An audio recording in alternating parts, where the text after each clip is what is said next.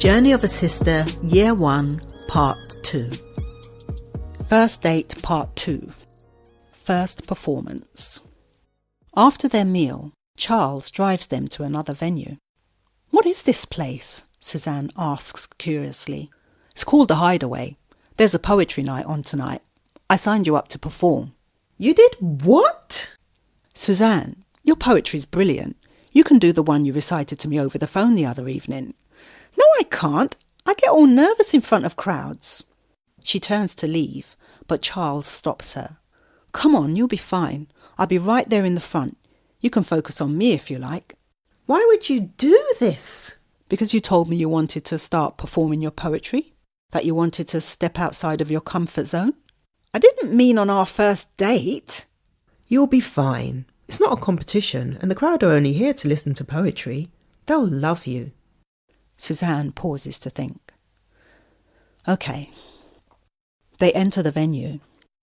Charles tells the woman on the door that Suzanne should be on the list to perform. She ticks her name off. They enter the packed room. The atmosphere is electrifying. They find somewhere to sit. "Would you like a drink?" Charles asks. "Red wine, please. I need to calm my nerves." "Just take some deep breaths and tell yourself, 'I am calm.' I'll go get your wine." While Charles is at the bar, Suzanne closes her eyes, breathes deeply and repeats, "I am calm," to herself. As she watches the other performers, she begins to feel more at ease.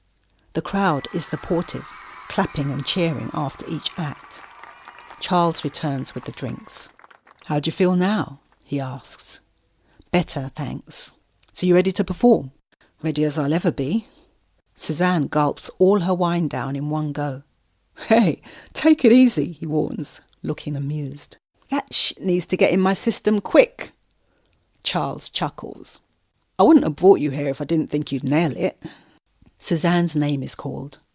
She makes her way to the stage. The microphone is on a stand. She makes no attempt to hold it. That way, no one will be able to see her hands shaking. She begins reciting the poem she had written based on 4 different types of single black women, starting with the career woman. "I am a strong black woman, beautiful, independent, confident, affluent, but distinctly alone. I've got the nice house. I've got the flash car. I've got all the money in the bank I need. I can buy the clothes I like. I travel whenever I can. The only thing I don't have is..." She raises her hand to get a response from the crowd, who say it with her, "A man." She continues, "I'm tired of going out with the girls and driving myself back home, opening the door to an empty house, crawling into my empty king-sized bed, instead of having someone to come home to, or better still come home with. But instead, I live in solitary confinement, a prisoner of my own success. I need a man, not just any old man, but a strong black man, someone I can relate to, culturally, intellectually, spiritually, and of course, physically." She raises her eyebrows suggestively. The crowd hoot, clap and applause, which raises her confidence levels. "I need a man who won't be intimidated by me. I don't need a man who needs me more than I need him, but I do need a man who's patient, loyal and loving." Halfway through, Suzanne gains enough confidence to take the mic off the stand and begins pacing to and fro across the stage, engaging more with the audience, who are clearly enjoying her performance. "I need a man who knows how to take control in a situation without dominating, if you know what I mean. And I want a man who can handle me, because I ain't easy. Yes, I know I'm hard work, I admit it, but the one who cracks the nut shall eat of the fruit in it." At the end of her performance, Suzanne replaces the mic on its stand and takes a bow to a resounding applause.